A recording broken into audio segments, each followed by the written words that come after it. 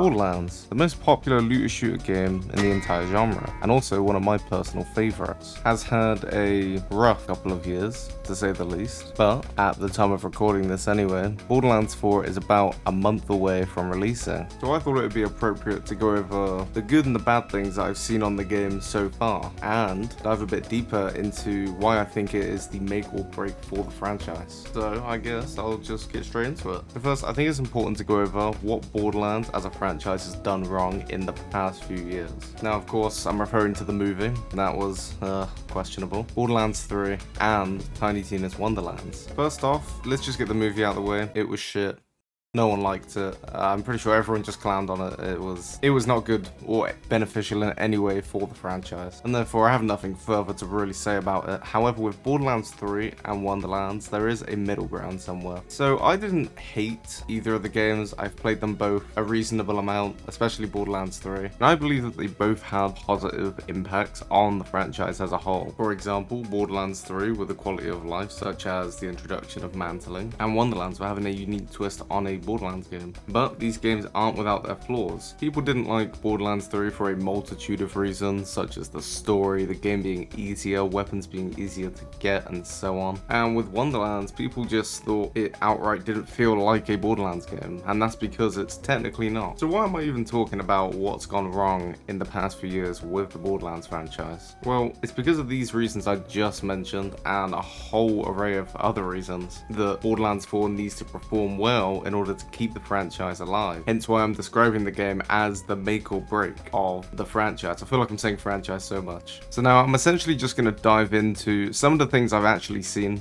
in Borderlands 4 that I think are good and also could be perceived as bad, but I'll explain why. So yeah, just to begin, the map and the fact that it's now open world as opposed to being, I guess, sandbox areas. Now, I mean, I would argue it's probably one of the biggest changes that is coming to Borderlands 4, mainly because it's such a big part of the game and how the game flows while you're playing it, and they've completely flipped it on its head and are now letting you just go anywhere at any point in the game. Just to make it crystal clear, I think that this is a good change, but it doesn't mean I think there was anything wrong with the previous system and the way that the map used to work. But I think it's a nice change, especially with helping with the flow of the story, as there's going to be points in the story where there's multiple choices. So once again, it's giving you the freedom to choose what you want to do and where you want to go. However, I do believe there will be a lot of people that don't like the open world side of things, mainly because it is quite a drastic change, and I fully understand it, like why you might not want things to change in that manner. But overall, in my opinion, it is a change for the best, but I can definitely see it getting a lot of backlash for it. I haven't actually seen much, so maybe I'm completely wrong, but I'm more talking about when the game's released and people are playing through it, it's gonna feel a lot different. And games have been review bombed for a lot less. I mean, look at Ready or Not. They got review bombed for removing highly sensitive content and also nudity. Anyway, moving on to the item drops in Borderlands 4. Now, initially this was a concern for me because in Borderlands 3, it was very, very easy to get legendary gear and just very easy to farm loot in general. However, since I had this concern, they did announce that there will be dedicated drops, and also that loot is just going to be harder to get overall, which essentially just makes things feel more rewarding once you finally get a drop that you're farming for example. Kind of like how Borderlands 1 and 2 felt, and the pre-sequel, to be fair. I can't really see, anyone complaining about this unless it doesn't play out as they say it does, but I don't see them going back on their word or lying about how drops will work, so therefore I don't really see a problem with this. This is just another good thing that Borderlands 4 is doing, and definitely an upgrade from Borderlands 3 and their system on how loot drops. Now, onto something I haven't really seen anyone complain or even mention, is the game's UI. More specifically, the menu where you see your loadout and your weapons and everything in between. Now, when you really think about it, it doesn't really matter if you like it or you don't like it, because overall it's not really going to take away from the gameplay itself. And just to quickly put it in there, I don't dislike it, but it is very different from what it has been. But the reason I did think it was worth mentioning is because, kind of like how I mentioned the map earlier and how important or predominant the old system used to be, where it would be in a sandbox area as opposed to an open world map. The UI has always more or less been the same. The way it presents your weapons, the way it presents your equipped weapons, your skills, everything like that has always been in more or less the same structure.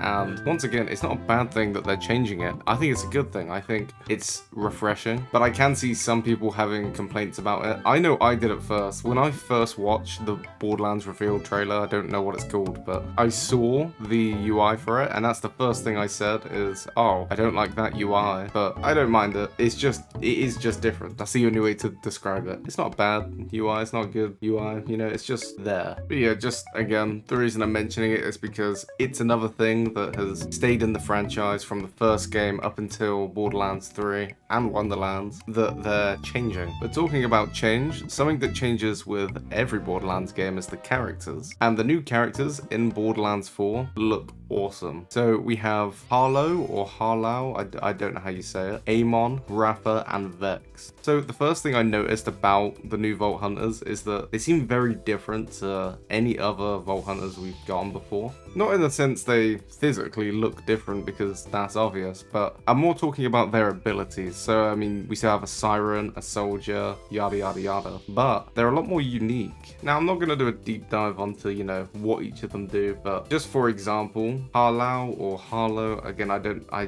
forgot how you say it, uses gravity manipulating Maliwan tech. So yeah, something that we've not seen before. And I gotta say, it does look so cool. So beyond looking cool, they are just very in-depth characters already. Now at the time of making this, there's been 2 character videos that Borderlands has released, and those 2 are on Vex and Rafa. Now Vex basically worked as a store assistant, and on a very busy day, because it was sale day, I can't really remember what they called it, but yeah, she gained her siren powers and ended up killing everyone in that store. So I mean, you get to see it visually, and you can actually tell there's quite a lot more emotion in her face, like once she does it, like she's actually surprised and stuff. So that was a very cool little cinematic to watch. And then Rafa's cinematic is probably my favorite. Rafa is essentially an ex-PDR soldier, and they were trying, I think it's new experimental suits or something like that, when they announced at an event that they were cutting costs. So there's no point in keeping these soldiers alive if they will do the same thing once they're dead with the equipment that they have on them. So obviously, naturally, they try and kill Rafa, and he ends up getting the best of them. He's also from a different planet where the gravity is different, which is why he struggles to walk on the planet that he's on. So he essentially can't walk without the suit. And not only that, he can't breathe without the suit. So I thought that was very cool.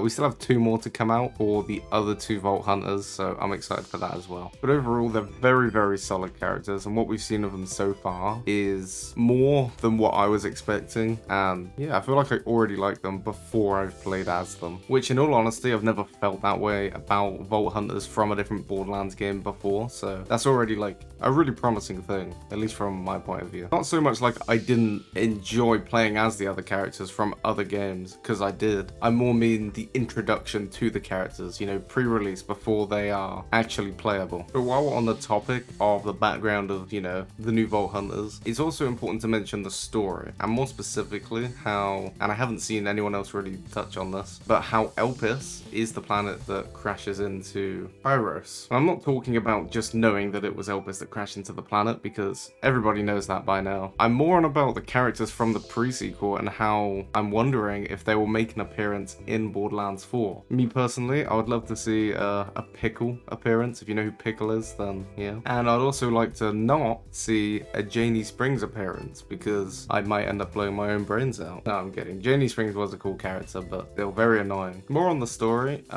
they announced that it will be a much more, I don't even know really the word for it, but I guess emotional or more serious approach to the story. So no more Tyrene and Troy on, you know, the Echo Net, but instead a lot more of an emotional story with actual connections to the different characters that you'll meet throughout playing the game. I really hope they stick to this promise, because the last story was just insufferable. I mean, I can play through the game multiple times because now I already know what happens, but it was a big complaint for a lot of people. So hopefully if they get it right, it won't just outright kill the game like it did with Borderlands 3. Not so much that it killed the game, but it gave it a very, very, very negative representation. But anyway, on to the last part is the quality of life changes that we're going to get. I'm more specifically talking about three main things here. That would be the gliding, the grappling, and the new echo. First of all, the grappling and gliding part, I don't know how we haven't had that already. It just feels like something that the game should have had a while ago, but absolutely no complaints there. And once again, it goes and helps with the open world aspect that the game's going to have. I can't really see anyone complaining about having this other than, oh, you know, it doesn't feel like a traditional Borderlands game. Why am I grappling everywhere? But that's not really a complaint that most people will have, I feel. Onto the Echo 4. Now, the Echo 4 looks very, very, very useful, and I had one complaint about it right at the beginning,